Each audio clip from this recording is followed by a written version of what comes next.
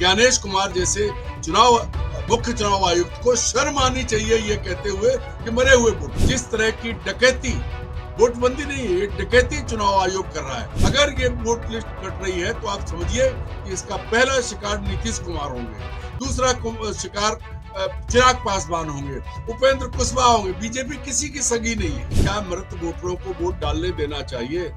तो भारत का चुनाव आयोग नंबर 1 का निकम्मा और नकारा है कि अगर वो मरे हुए लोगों को वोट डालने देता है। 90 दिन के पहले आपने वोटों की डकैती डाली हो, 50 लाख वोट। क्या 1.25 साल में बिहार में 50 लाख लोग मर गए? भारतीय जनता पार्टी और जेडीयू ने मिलकर फर्जी वोट बनवाए थे। इस सवाल का जवाब चुनाव आयोग क्यों नहीं देता? नमस्कार, मैं हूं संजीव श्रीवास्तव। आप देख रहे हैं 4 PM न्यूज नेटवर्क। मित्रों, बिहार में वोट बंदी का मामला तूल पकड़ते चले जा रहा है। इलेक्शन कमीशन ऑफ इंडिया वहां जो वोटर लिस्ट है उसके विशेष गहन पुनरीक्षण का कार्य करा रहा है और अब बिल्कुल अंतिम दौर में है वो जो कार्य है, और इसे लेकर निरंतर सवाल उठ रहे हैं। ये मामला सुप्रीम कोर्ट में लंबित है। 28 जुलाई को सुनवाई होनी और उसके पहले इलेक्शन कमीशन ऑफ इंडिया ने अपना जो जवाब है इस पूरे मसले पर सुप्रीम कोर्ट के समक्ष प्रस्तुत कर दिया है। 700 पेज का जवाब है और उसके बाद भी बहुत सारे प्रश्न उठे हुए हैं। लगातार जो हो रहा है कि चाहे वो लोकसभा हो या फिर बिहार जो राज्य विधानसभा का सत्र चल रहा है वो हो, दोनों जगह इस मसले पर जबरदस्त बवाल हो रहा है। केंद्र की सरकार इस मामले पर चर्चा को तैयार नहीं है। एसआईआर मसले को लेकर चर्चा का जब बात आ रही है, जिसे लेकर सदन नहीं चल पा रहा है, उस पर कहीं सरकार ने अपना रुख और रवैया साफ नहीं किया, लेकिन खबरें यही निकल कर आई हैं कि इस मसले पर सरकार सदन में चर्चा नहीं कराएगी। और यह भी कहीं उसके पीछे तर्क दिया जा रहा है। सीधे कोई बड़े नेता तो नहीं आए हैं, लेकिन जो लघुए भगुए हैं भारतीय जनता पार्टी के नेता या एनडीए के जो कुछ घटक दल है उनकी ओर से, कि क्या चुनाव आयोग इस मामले में आकर सदन में जवाब पेश कर पाएगा, इसलिए चर्चा कराया जाना उचित नहीं होगा। और यह भी कहा जा रहा है कि सुप्रीम कोर्ट में मामला लंबित है, यानी कि सरकार इस मामले पर चर्चा से बचने की कोशिश करी। उधर बिहार में जो कुछ निकल रहा है, ये जो पूरा चल रहा है गहन पुनरीक्षण, विशेष गहन पुनरीक्षण, उसमें कितनी सारी खामियां कमियां लगातार विपक्ष गिना रहा है। और बिहार विधानसभा में इस मसले पर गूंज है, लेकिन वहां भी कोई जो सरकार का रुख रवैया होना चाहिए, जो बहुत सारे दल हैं जो प्रभावित होंगे इस चुनाव में आगे, वो भी चुप्पी साधे बैठे सत्तारूढ़ दल के लोग। लेकिन तेजस्वी यादव आक्रामक हैं। इधर राहुल गांधी ने मोर्चा खोल रखा और इंडिया ब्लॉक बहुत इस मामले पर एग्रेसिव है। और इन सब के बीच एक बड़ा बयान, बहुत बड़ा बयान तेजस्वी यादव का निकला है। तेजस्वी यादव ने संकेतों में साफ कर दिया है कि यदि यही स्थिति रही तो राज्य विधानसभा का चुनाव है आने वाला, उसमें जो वो उनका अपना दल है और कहीं इंडिया ब्लॉक भी उसमें ध्वनित है कि हम बहिष्कार करेंगे, चुनाव में हम नहीं उतरेंगे। तो एक बहुत बड़ा घटनाक्रम देश में संभावनाएं इसकी बन रही हैं। और उस बिहार में जो 1975 से 1977 के बीच जब इमरजेंसी का दौर था तो क्रांति का जनक बना था, और वहां से जो चिंगारी एक उठी थी वो आग में बदल गई थी। और फिर उस आग में जो केंद्र की सरकार थी, उस वक्त की सत्ता में जो लोग थे, इंदिरा गांधी और कांग्रेस, वो खाक हो गई थी, बाहर हो गई थी, और ये जनता पार्टी और उसकी अगुवाई में सरकार बन गई। तो ये भी एक बड़ा अजीब सी बात है कि उस दौर में जो बेनिफिशियरी रहे, जो लाभार्थी रहे, वो आज खामोश बैठे हैं। जनता पार्टी आज भारतीय जनता पार्टी में तब्दील है, चुप्पी साधे हुए हैं। और वो जो बिहार में जिस तरह की स्थिति पैदा हो रही है उसको समझने को तैयार नहीं। इन सबके बीच एक और बात हुई है कि जो चीफ इलेक्शन कमिश्नर हैं ज्ञानेश कुमार साहब, उन्होंने नया ज्ञान दिया है। वो कह रहे हैं कि ये जो मसला है राजनीति के योग्य नहीं है। निष्पक्ष और स्वतंत्र चुनाव के लिए, पारदर्शी चुनाव के लिए वोटर लिस्ट का शुद्धिकरण जरूरी है। आप सोचिए कि वो क्या कुछ कह रहे हैं। जो पूरी स्थिति है, पूरे हालात हैं, ये जो बने हैं, ये ताजा बयान है तेजस्वी यादव को। इस पे अभी इंडिया ब्लॉक की और जो सहयोगी साथी हैं, राहुल गांधी की एक क्या उनकी मंशा है, उनके दल की क्या उसको लेकर राय रहेगी या क्या करेंगे। जैसा कहा है तेजस्वी यादव ने कि हम बहिष्कार करेंगे, क्या निकल कर आता है वो बहुत देखने वाली बात होगी। लेकिन जो तेजस्वी यादव ने तो ऐलान जंग कर दिया, आर और पार के मूड में साफ तौर पर नजर आ रहे हैं, उन्हें ताल ठोक दी है। तो इस पूरी जो स्थितियां हैं, क्या इसके आगे रिपरकेशंस होंगे, देश की राजनीति क्या मोड़ लेगी, क्या बिहार दूसरी क्रांति का जनक फिर बनने जा रहा है, ऐसा कुछ देखा या समझा जा सकता है तेजस्वी यादव के बयान को या जो उनका धड़ा है उसकी तैयारियों को? तो बहुत दिलचस्प सी स्थिति है, चिंताजनक भी है, गंभीर भी है। तो इन्हीं सब मुद्दों, मसलों पर ये पूरी की पूरी जो स्थिति है इसको समझने के लिए चलेंगे एक बहुत बहुत खास मेहमान के पास। जुड़ गए हमारे साथ खास मेहमान अरुण दीक्षित जी हैं, सीनियर जर्नलिस्ट हैं और आप इन्हें देखते सुनते हैं, बेबाक राय, शानदार विश्लेषण और 4.5 दशकों का अनुभव। आप नवभारत टाइम्स जैसे समाचार पत्र में लंबे वक्त तक सेवारत रहे। आपने दिल्ली और उत्तर प्रदेश, मध्य प्रदेश और पूरे देश पर आपकी निगाह नजर रहती है। अरुण दीक्षित साहब, मैं वो बयान पढ़कर सुनाना चाहूंगा जो तेजस्वी यादव ने सबसे पहले निकल कर आया है।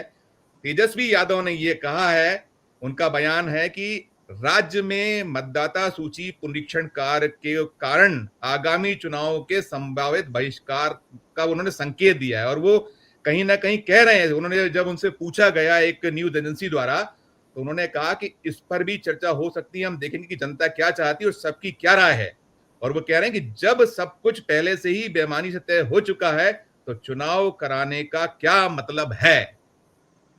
बहिष्कार के संजीव संकेत उस बिहार से संजीव आना, पहली प्रतिक्रिया आपकी। संजीव जी, मैं तेजस्वी यादव पर बात करने से पहले ज्ञानेश कुमार पर बात करना मैं चाहूंगा। ज्ञानेश कुमार का भी बयान पढ़ देता हूं। ज्ञानेश कुमार ने जो कहा है नहीं दर्शकों के नहीं, लिए। जो आपने बयान पढ़ा कि वो ये जी। कह रहे हैं क्या फर्जी वोट, क्या पुराना, तो मेरा सवाल है कि जो 2024 का लोकसभा चुनाव हुआ था वो क्या फर्जी वोटों पर हुआ था? ज्ञानेश कुमार ये कहना चाहते हैं कि बीजेपी फर्जी वोटों के आधार पर केंद्र की सत्ता में आई है? ये ज्ञानेश कुमार, अगर 2024 की सूची जिसपे लोकसभा चुनाव हुआ है पूरे देश में, अगर उसके गहन पुनरीक्षण की जरूरत है तो इसका मतलब यह है कि नरेंद्र मोदी फर्जी वोटों के आधार पर प्रधानमंत्री चुने गए हैं, रिगिंग हुई है। ये चुनाव आयुक्त के बयान से साफ प्रतीत होता है। और दूसरी बात जो तेजस्वी यादव ने जो कही है, जो उनके संकेत हैं, मेरी आपसे बात करने से पहले बिहार के बुद्धिजीवियों में कम से कम 1 दर्जन लोगों से बात हुई जो जाति उससे ऊपर है। उनका कहना है कि यही एकमात्र उपाय है। जिस तरह की डकैती, वोटबंदी नहीं है, डकैती चुनाव आयोग कर रहा है और जिस तरह राजनीतिक बयानबाजी चुनाव आयुक्त कर रहे हैं, मुख्य चुनाव आयुक्त का काम ये तय करना नहीं है कि कौन भारत का नागरिक है कौन नहीं है। उनके मापदंड पर जिन लोगों ने वोट लोकसभा में दिया है उन्हें विधानसभा में वोट डालने का हक चुनाव आयोग पहले दे चुका है। अब अचानक क्योंकि आप, यहाँ एक बड़ी चीज आई है जो तेजस्वी ने कही है, उसको मैं उपराष्ट्रपति जगदीप धनखड़ के इस्तीफे से जोड़ूंगा। मैं आपको वहां पहुंचाता हूं कि एक बड़ी चीज हुई है। एक साबित ये हुआ है कि कोई भी वो व्यक्ति जो भारतीय जनता पार्टी के मूल काडर का नहीं है, अगर वो भाजपा में जाता है तो वो आगे नहीं बढ़ सकता, वो अपमानित होगा और उसके साथ धोखाधड़ी होगी। सतपाल मलिक के बाद जगदीप धनखड़ दूसरे उदाहरण है। जगदीप धनखड़ ने अभी मुंह नहीं खोला है। अब आप ये भी जानते हैं कि जगदीप धनखड़ पिछड़ा वर्ग से आते हैं, वो जाट हैं और बिहार का चुनाव किस पर है? पिछड़ा वर्ग और अति पिछड़ा वर्ग, महादलित, दलित। अगर ये हो रहा है तो सबसे पहले किसका जनाधार जाएगा? अगर ये वोट लिस्ट कट रही है तो आप समझिए कि इसका पहला शिकार नीतीश कुमार होंगे, दूसरा शिकार चिराग पासवान होंगे, उपेंद्र कुशवाहा होंगे। बीजेपी किसी की सगी नहीं है। ये आप पूरा ट्रैक रिकॉर्ड देख लीजिए और यही चीज स्थापित कर रहे हैं ज्ञानेश कुमार जी। और ये इसको प्रमाणित किया है धनखड़ जी के इस्तीफे ने। कितने बेइज्जत होके वो गए, उनका क्या कसूर था? वो बोले कुछ नहीं है, इतने बीमार नहीं थे वो। लेकिन मूल बात है कि बीजेपी में बाहर से गया आदमी पच नहीं पाता है। और फिर वो कौन दो बड़े नेता, दोनों पिछड़े हैं। आज सतपाल मलिक मुद्दा उठा के खुद जांच के दायरे में आए, वो जीवन मृत्यु से संघर्ष कर रहे हैं, सीबीआई उन्हें जांच के लिए बुला रही है। ऐसा ही जगदीप धनखड़ जो दिन भर सदन चला रहे थे, जिन्होंने राज्यसभा में बैठकर प्रक्रिया संचालन किया, सदन संचालित किया, वो अचानक इतने बीमार हो जाते हैं कि वो शाम को स्वास्थ्य कारणों से पद छोड़ देते हैं। अभी तक वो चुप है, लेकिन जिस दिन वो बोलेंगे, मुझे पूरा भरोसा है, मैं जाटों से बहुत लंबे समय से जुड़ा हूं, कि जब बोलेंगे तब वो सच बताएंगे। और वो सच जो अभी बाहर आ रहा है वो ये है कि भारतीय जनता पार्टी कुछ भी कहे, कोई गणित लगाए, लेकिन वो बिहार में अन्य दलों को, जो दलितों, पिछड़ों और महापिछड़ों के दल हैं, जो गरीबों से जुड़े दल हैं, उनको खत्म करना चाहती है। क्यों? क्योंकि गरीब आदमी, वो वोटर, वो 50 लाख कह रहे हैं और 2 लाख वोटर्स की बात आ रही है। 50 लाख वोटर अगर कम हो रहा है, 2 करोड़ सॉरी, तो 50 लाख वोटर अगर कम हो रहा है, तो बिहार के विधानसभा चुनाव का पिछला अंतर देख लीजिए। वो आंकड़ा इस वक्त मेरे पास नहीं है, क्योंकि इतने अंतर पर तो ये एक तरफा पूरी तरह से अब तक बार बार बात उभरी है कि भारतीय जनता पार्टी कुलक्स और बड़े लोगों को साथ लेके, अब चूंकि लालू यादव ने नीचे जमीनी राजनीति करके वोटे, उन्होंने पिछड़ों में अलग चेतना जगाई।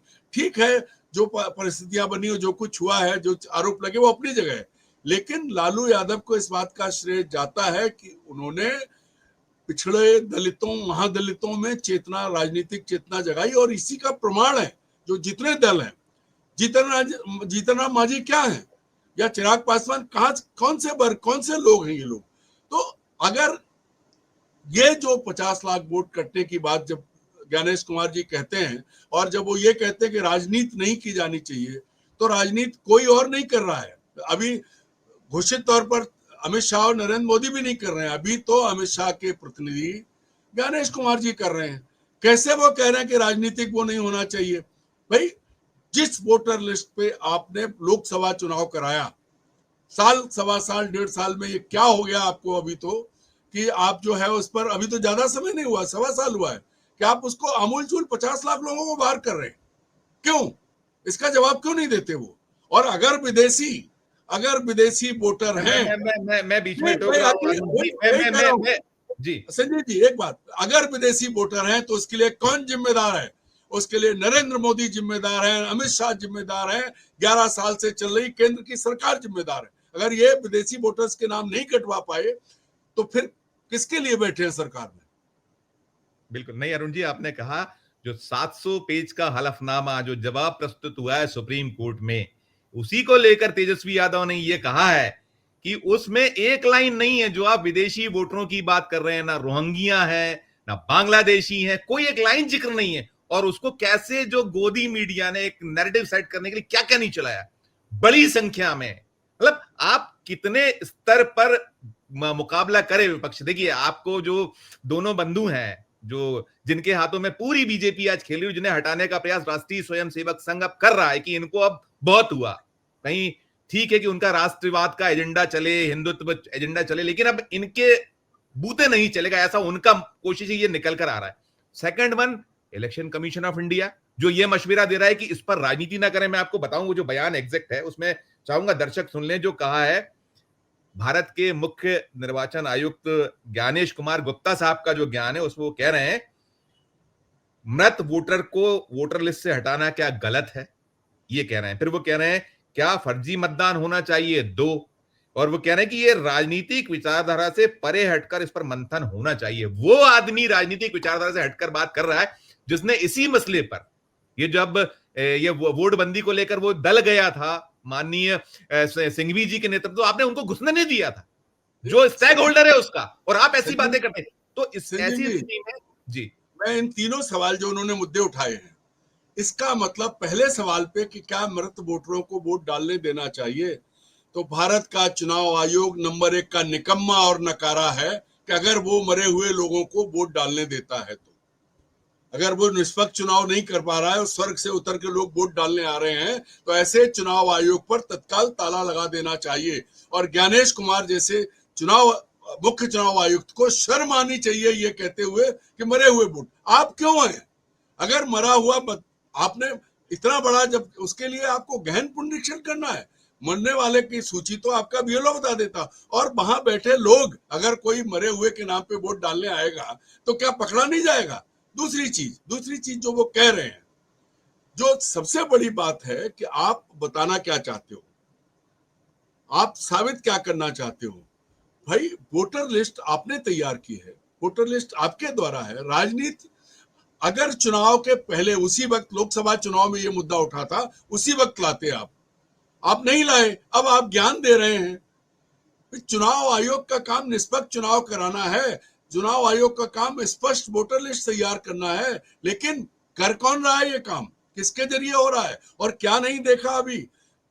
गहन पुनरीक्षण के दौरान भी जितना फर्जीफिकेशन हुआ है, चुनाव आयोग की तरफ से ये था कि एक सर्टिफिकेट, एक कागज हर आदमी को मिलेगा कि उसका वेरिफिकेशन हुआ है, ज्यादातर नहीं दिया गया उनको। तो भाई आप ये कैसे कह रहे हो कि मरे हुए वोट लोग वोट डालेंगे? ये आप क्या करोगे फिर?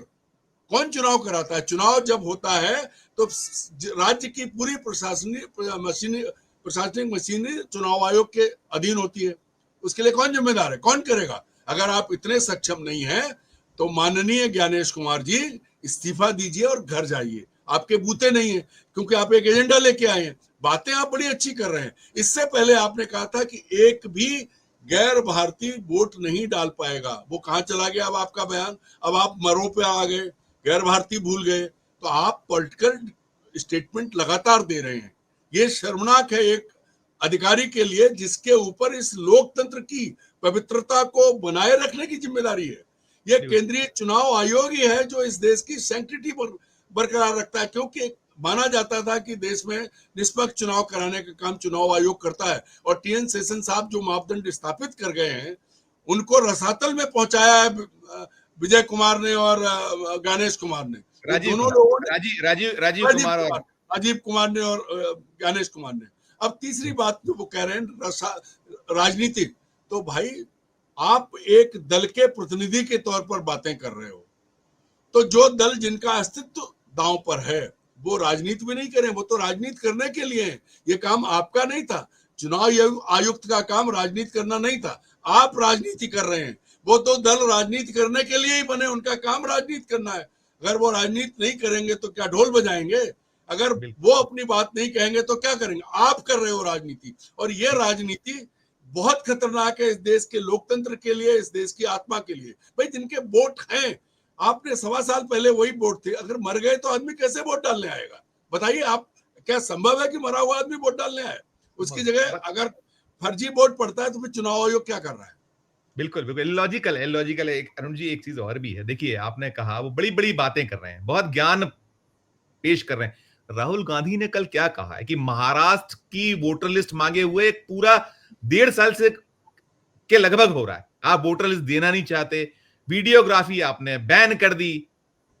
ये आपका क्या निष्पक्षता है? आपका क्या पारदर्शिता है? और आप बातें ये कर रहे हो बड़ी बड़ी। एक टिप्पणी संजीव जी, जो वही कह रहा हूं कि आप और हम उस प्रेस कॉन्फ्रेंस में थे जब विधानसभा चुनाव के इस वक्त 23 में राजीव कुमार जी आए थे। उन्होंने एक लेटर भेजा था, पहले भी मैंने ये बात कही थी, जिसमें लिखा था कोई भी अधिकारी कर्मचारी जो एक्सटेंशन पे है या रीएम्प्लॉयमेंट पे है, वो चुनाव में शामिल, चुनाव प्रक्रिया में नहीं होगा। जब उनसे ये सवाल पूछा कि इस राज्य का चीफ सेक्रेटरी एक्सटेंशन पे है, तो उठ के चले गए, जवाब नहीं दिया। चुनाव आयुक्त, पिछले 3 चुनाव आयुक्त इतना उन्होंने अपने आप को गिरा लिया है कि आज हम लोग उन पर चर्चा कर रहे हैं। वरना ये होता था कि चुनाव आयुक्तों के लिए हम लोग उनका यशोगान करते हैं कि उन्होंने कितनी सख्त व्यवस्था बनाई है, और ऐसा नहीं कि नहीं हो सकता। टीएन शेषन भी हाड़ मास के आदमी थे, वो भी इसी देश के एक नागरिक थे, और ज्ञानेश कुमार जी हैं।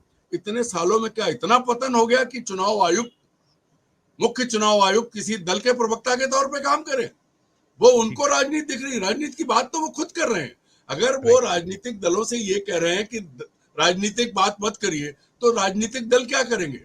राजनीतिक दल, ये काम तो आपने किया है। चुनाव से पहले वोटों की डकैती, अब जुलाई खत्म हो रहा है, अगस्त सितंबर अक्टूबर 3 महीने, 90 दिन के पहले आपने वोटों की डकैती डाली हो। 50 लाख वोट, क्या 1.25 साल में बिहार में 50 लाख लोग मर गए, या 50 लाख लोग माइग्रेट कर गए, या इससे पहले तब भी नीतीश कुमार की सरकार थी, भारतीय जनता पार्टी और जेडीयू ने मिलकर फर्जी वोट बनवाए थे? ये इस सवाल का जवाब चुनाव आयोग क्यों नहीं देता? इसलिए जिम्मेदारी पूरी चुनाव आयोग की है। मुख्य चुनाव आयुक्त या तो बहुत भोले बन रहे हैं, या अपने से पहले राजीव कुमार को वो कटघरे में खड़ा कर रहे हैं। अगर गलती थी तो आज फिर राजीव कुमार के खिलाफ मुकदमा दर्ज होना चाहिए, पूरे 3 के तीनों चुनाव आयुक्तों के खिलाफ मुकदमा दर्ज होना चाहिए। क्यों? क्योंकि उन्होंने देश की जनता को गुमराह करके अवैध वोटरों के जरिए वोट डलवाए, तब बीजेपी की सरकार बनी है। ये सरकार बर्खास्त होनी चाहिए फिर तो। बिल्कुल, बहुत गंभीर बात, बहुत अच्छी आपने एक ये रेस किया है। ये निश्चित तौर पर विपक्ष को और कर रहे हैं, ये बातें हो रही। मैं एक और बात करूंगा अरुण जी, मैंने जैसे ओपनिंग रिमार्क में अपने कहा कि ये वही बिहार है जो 1975 से 1977 के बीच एक क्रांति का एक वहां से धुआं उठा था और फिर वो चिंगारी और फिर वो बहुत बड़ी आग में तब्दील हुआ था और उसमें सत्ता जो थी केंद्र की, इंदिरा जी की सत्ता चली गई थी और यही स्टेक होल्डर्स थे, ये लाभार्थी थे जनता पार्टी। ये तो भूल चुके हैं अपनी जगह, ठीक है, भूल गए, इनको कोई चिंता नहीं, क्योंकि इन्हें कहीं है कि हमारे पास तो वो मैंने कल भी कहा था, मैं फिर दोहराता हूं, कल वो दृश्य आप नहीं थे उसमें हमारी चर्चा में, कि वो कहता है अमिताभ बच्चन दीवार फिल्म में कि मेरे पास बंगला है, गाड़ी है, धन दौलत है, तो वो कहती मेरे पास माँ है। तो इनके पास तो इलेक्शन जो चीफ इलेक्शन कमिश्नर है, चुनाव आयोग है बीजेपी के पास, तो इनको भूल जाना ठीक है। लेकिन जो उस दौर के क्रांति में शामिल लोग हैं, नीतीश कुमार, चलिए नीतीश कुमार की पारी समाप्त हो रही है, अब वो ना उनकी वो बार बार आता है उनका स्वास्थ्य ठीक नहीं है, अब अपना कई बार वो ये था कि विवेक भी उनका पूरी तरह से कहीं काम नहीं कर रहा है। ऐसे में उनका अपना दल तेजस्वी ये जो पूरा का पूरा उठा रहे हैं, लेकिन रामविलास पासवान के सुपुत्र जो उस समय में उस मशाल को उठाने वाले थे, पासवान जी ने भी बहुत विरोध किए थे हर चीज के, तो क्या कर रहे हैं चिराग पासवान, कहां है जीतन राम मांझी का जमीर, क्यों नहीं जागृत हो रहा है? इस पर एक प्रतिक्रिया। देखिए, जो आपने कहा सिंहासन खाली करो जनता आती है, ये नारा था जयप्रकाश नारायण जी के नेतृत्व में बिहार से जो क्रांति शुरू हुई, उसका परिणाम सबने देखा था। मैं एक बात कहता हूं, नरेंद्र मोदी देश के प्रधानमंत्री हैं, उनका दुनिया भर में उनका डंका बजता है, माननीय हैं देश के। डंका बजता है, कोर्ट में कर दीजिए, कोर्ट में माफी चाहूंगा। वही कह रहा हूं मैंने, वो हाथ नीचे रह गए थे। अमित शाह जी देश के गृह मंत्री हैं। इन्हें एक चीज समझ में आनी चाहिए, ये बिहारी आदमी को बहुत हल्के में ले रहे हैं। बिहार का आदमी गरीब है, लेकिन मानसिक रूप से गरीब नहीं है। वो मानसिक रूप से वो बहुत जागरूक और पॉलिटिकली इतना अवेयर है कि आज षड्यंत्र करने में गृह मंत्री बहुत आगे हो सकते हैं, लेकिन अगर किसी सही बिहारी के सामने बैठा दिया जाए, आखिरकार नरेंद्र मोदी ने भी प्रशांत किशोर की मदद ली थी, वो भी बिहारी है दिमाग के लिए ऐसा। और जो आपने बात कही, तब की क्रांति, जेपी की क्रांति में रामविलास पासवान, लालू यादव, नीतीश कुमार और तमाम बड़े लोग थे, बड़ी फौज थी। ये लोग, इन्होंने क्रांति की थी और उसी के नायक थे। ये अलग है कि स्वार्थों में सत्ता के लिए सब अलग अलग हुए। रामविलास जी ने ऐसा कोई दल नहीं था जिसमें वो रहे नहीं, लालू भी कांग्रेस के साथ गए, लेकिन कुल मिला के नीतीश कुमार ने भी सारे दरवाजे देख लिए। आज जो युवा है बिहार का, नीतीश के तेजस्वी को आप ये कह सकते हैं मजाक में कि वो पढ़ा लिखा नहीं है, लेकिन वही बात माननीय प्रधानमंत्री पर भी लागू होती है। और अगर उस उम्र और जीवन के अनुभव की तुलना में देखें तो तेजस्वी कहीं मात नहीं खाता है। एक शब्द कहा जाता है तुर्की व तुर्की, वो एकदम क्विक आंसर देता है, पॉलिटिकली करेक्ट है वो।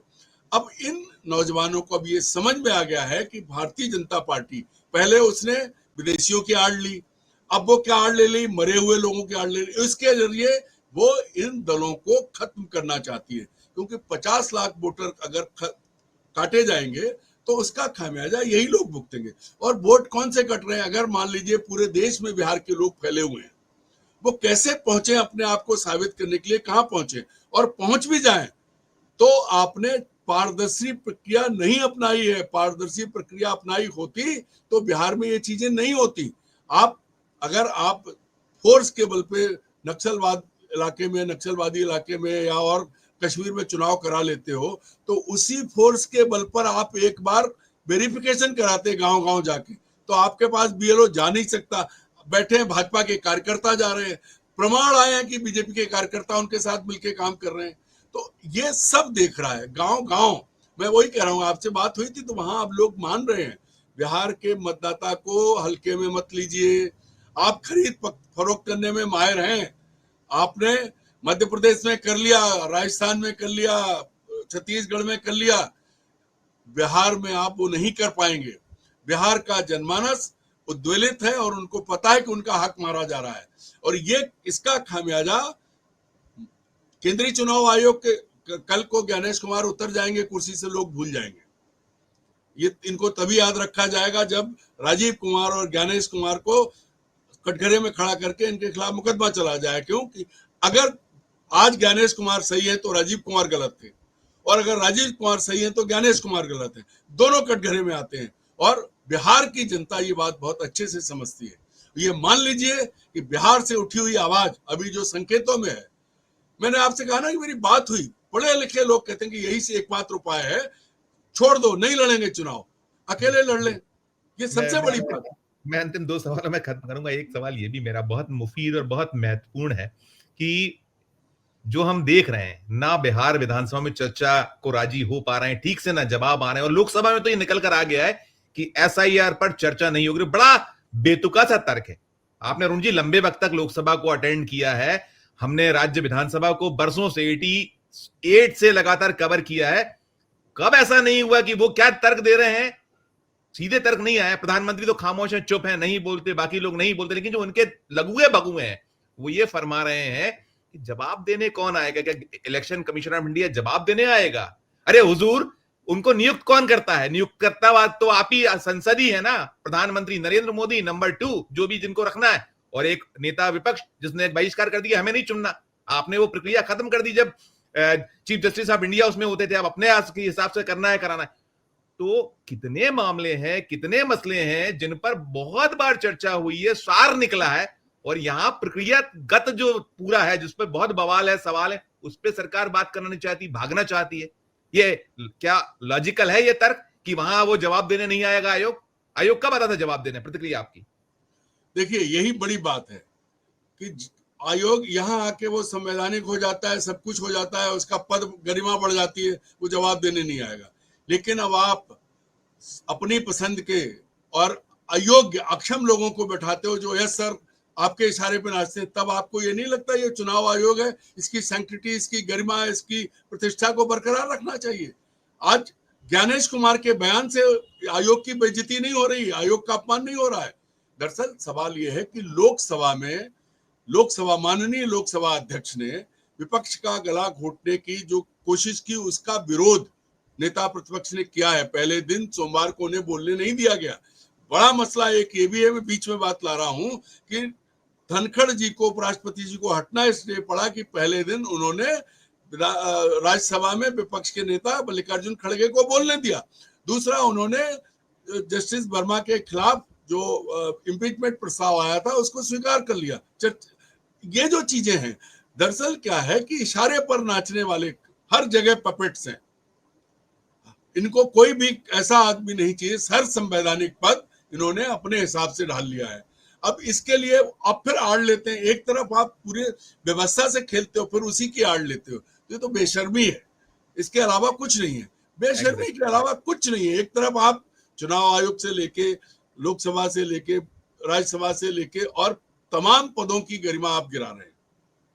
देखा है कि राष्ट्रपति महोदया खड़ी हैं, सबने देखा है। तो ये जो चीजें हैं, एक तरफ आप वो कर रहे हो, फिर उसके बाद कहते हो चुनाव आयोग की गरिमा। चुनाव आयोग नहीं आएगा, लेकिन चुनाव आयोग किस मंत्रालय के तहत है वो मंत्री तो बताएगा। जो उनका अपॉइंटमेंट जिन्होंने किया वो तो बताएंगे। जो वही मैंने कहा कि बिल्कुल मैंने यही कहा, ये सबसे बड़ी चीज है।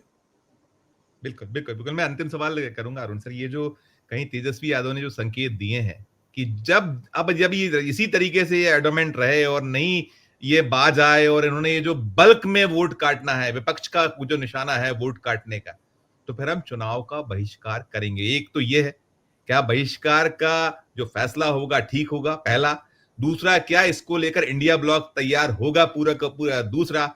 और तीसरा इसमें सबसे बड़ा ये होगा कि जो कहा था मनोज झा ने कि पढ़ ले वो इबारत जो लिख दी गई है उस दीवार पर बिहार की, जो क्रांति का जनक है, तो फिर क्या आप वहां संभावनाएं देख रहे हैं? तीनों पे छोटे छोटे जवाब, वक्त बहुत कम है, मेरे पास 2 मिनट है, आप करिएगा। मनोज झा ने जो कहा है एकदम सही कहा है। मैं आपसे वही कह रहा था कि राजनीतिक परिपक्वता बिहार के अनपढ़ आदमी में भी इनसे ज्यादा है। दूसरी बड़ी चीज जो बात आ रही है कि विपक्ष, इंडिया ब्लॉक, वहां बड़ा कौन है? वहां बड़े हैं लालू यादव, बड़ा है राष्ट्रीय जनता दल। उसके बाद जो दल खत्म होने को आ रहे हैं, इसके बाद 50 लाख वोटरों के बाद सब कई दलों का तो नामो निशान मिट जाएगा। तो उनको जब अस्तित्व की लड़ाई लड़नी होगी तो वो अपने आप, और फिर मैंने कहा आपसे कि मैं बीच में टूटता हूं, मैं पुनः क्षमा। जेडीयू के सांसद ने कह दिया कि बेतुका निर्णय है। जेडीयू के सांसद देखिए और भी ये लोगों ने इसका विरोध किया है, कई लोगों ने जनता दल यू के जो नीतीश कुमार का दल है वो भी मान रहे हैं, लेकिन नीतीश कुमार नहीं मान रहे हैं, नहीं जान रहे हैं। देखिए जेडीयू के लोग जो है उन्हें मालूम है कि इस बार नीतीश खत्म हो रहे हैं पॉलिटिकली, और उसके साथ ही जनता दल भी खतरे में पड़ेगा। और मेरी जानकारी तो ये है कि समर्थन मूल्य रखा है। कल अगले 1-2 महीने में विधानसभा चुनाव से पहले जनता दल के सांसद, जनता दल यू जेडीयू के सांसद जो है वो कमल का फूल पहन के आपको नजर आ सकते हैं। सारी तैयारी है, क्योंकि व्यापारियों को खरीदना आता है। पर बिहार की गरीब जनता जो अपनी मेहनत की कमाई से कश्मीर से कन्याकुमारी तक काम करती है, आपको लद्दाख में जाइए तो पंक्चर बनाने वाला बिहार का है, पूर्वोत्तर में जाइए, गुजरात में जाइए, कहीं भी अगर कोई दुर्घटना होती तो शहीद होता है बिहार का वर्कर। तो वो राजनीतिक रूप से बहुत परिपक्व है और उन्हें दिख रहा है। और मैं फिर कहता हूं, जो तेजस्वी ने बयान दिया है उसके अलावा इनके पास कोई विकल्प नहीं है। और इसमें एक तीसरी बात मैं जोड़ रहा हूं कि जिसका अंदेशा जो इन्होंने मणिपुर को बहुत लाइटली लिया, बहुत हल्के में लिया। बिल्कुल वो बिल्कुल। छोटा राज्य था, 3640 लाख की। अगर बिहार में वर्ग संघर्ष शुरू हो गया तो वो वर्ग संघर्ष पूरे उत्तर भारत में फैलेगा। और संजीव जी, एक बड़ी रणनीति जो है, जो इसके बाद चर्चा में आएगी कि बिहार तो एक बहाना है, बंगाल बड़ा निशाना है। बिहार में तो आपको रोहिंग्या और वो नहीं मिले, ये करेंगे खेल बंगाल में, उसकी तैयारी है। तो फिर बंगाल की क्रांति, बंगाल की सोच और बिहार की ताकत, अगर ये शुरू हो गया तो फिर झोला उठाना पड़ेगा बॉस, देश नहीं चलेगा, बहुत मुश्किल होगी। नहीं, बहुत आपने बहुत सलीके से और बिल्कुल आपने उसके बिहाइंड द, हम कहते हैं ना कि बिटवीन द लाइंस क्या क्या चीजें हैं वो बहुत निकल रही है। और यही चिंता है सब हम जैसे लोग हैं। देखिए गोदी मीडिया तो बताता नहीं, गोदी मीडिया तो गुडी गुडी है, उसे तो नैरेटिव सेट करना है, बताना है और मोदी के गान गाना है। और देख लीजिए आपने धनखड़ साहब की बात की तो क्या हश्र हुआ, कितने गीत गाया करते थे, उनका सिर्फ एक ही गीत बजता था, हम लोग ध्यान है। साबित हो गया कि ये किसी के साथ नहीं है। और उन्होंने अपने आप को राष्ट्रीय स्वयंसेवक का एकलव्य बताया था कि एकलव्य, स्वयंभू एकलव्य या एकलव्य। क्या अश्रु हुआ, उनका मकान 24-36 घंटे में खाली कराने जैसी नौबत आ गई। और उनको जितना लज्जित बेइज्जत कर सकते हैं, इन्हें किसी की चिंता नहीं है, ना अपने साथियों की चिंता है जो साथ दे, ना देश की, ऐसा निकलकर आता है। और ये जो एक बात कह रहा हूं कि जितने लोग इनका साथ देने आए, ये सबको खत्म करेंगे। धनखड़ और सतपाल मलिक उसके एक उदाहरण है। इससे पहले देखिए जिसका काम निकल गया, और हमारे राज्य के ज्योतिरादित्य सिंधिया आज किस हाल में है। ये किसी के सगे नहीं है, ये सबको निपटाएंगे। और लेकिन बिहार की जनता अगर खड़ी हो गई तो फिर इनके पास जो है भागने के अलावा कोई रास्ता नहीं होगा। नहीं, बिल्कुल बिल्कुल आप सही कह रहे हैं। धनखड़ राजस्थान से आते हैं, सतपाल मलिक उत्तर प्रदेश से आते हैं। बिहार के बाद अगला राज्य उत्तर प्रदेश होता है, उधर बंगाल होता है। अभी आकलन नहीं कर पाए हैं। ज्ञानेश कुमार जी का ज्ञान किताबी हो सकता है, लेकिन बिहार का एक आदमी जो मूंगफली बेचता है उसका पॉलिटिकल ज्ञान सबसे बड़ा होता है। और ये उनकी तैयारी का एहसास नहीं है कि क्या करने जा रहे हैं। राइट सर, अरुण सर, बहुत अच्छी और शानदार चर्चा के लिए आपका बहुत बहुत धन्यवाद, बहुत बहुत आभार, आपने मेरे वक्त दिया, शुक्रिया। मित्रों, आपने सुन लिया, ये पूरा का पूरा बहुत गंभीर मसला है। जो कहीं मैंने जैसे अपने ओपनिंग रिमार्क में कहा कि ये तेजस्वी यादव ने जो उनका राजनीतिक धनुष है उसकी प्रत्यंचा पर जो ये बाण चढ़ाया है कि अब बहुत हुआ और अब ब्रह्मास्त्र यानी कि चुनाव का बहिष्कार। और अरुण दीक्षित भी यही कह रहे हैं कि इसके सिवाय अब कोई विकल्प है नहीं। और भले ही जो उन्होंने ये भी कहा अरुण दीक्षित जी ने कि इसे बहुत हल्के में लिया जा रहा है, ये इतना वैसा मामला नहीं है। मणिपुर में जो भूल हुई थी, मणिपुर 40 लाख का एक राज्य है और ये 10 करोड़ से कुछ ऊपर का बिहार है। यदि कुछ अगर ये जनता जो है जिसने चलाया था कि सिंहासन खाली करो जनता आती है, तो फिर झूला उठाकर चलने के सिवाय कोई भी विकल्प नहीं बचेगा। और हालांकि उनको चिंता नहीं है, वो तो झूला उठा के चल देंगे, लेकिन देश जो सफर करेगा उसकी कल्पना कर कर मन सिहर रहा है, सिहर उठ रहा है। तो मित्रों, आपकी अपनी जो कुछ राय हो इस पूरी जो चर्चा आपने सुनी, क्योंकि विकल्प नहीं है। इलेक्शन कमीशन ऑफ इंडिया अड़ा हुआ है, उसने तो वो जो आरोप है उस पे कि वो भारतीय जनता पार्टी के एक विंग की तरह काम कर रहा है और मोदी जी, शाह साहब या जो पूरा कुनबा है चुपचाप देख रहा है, बैठा हुआ है। टिप्पणी कीजिएगा, आपकी अपनी जो पूरी चर्चा पर राय हो और अच्छी लगे चर्चा तो चैनल को लाइक कीजिएगा, सब्सक्राइब कीजिएगा, ज्वाइन का बटन दबाइएगा तो और हमारी हौसला अफजाई होगी। प्यार और स्नेह बना रखिए, देखते रहिए 4 PM न्यूज नेटवर्क। धन्यवाद, नमस्कार।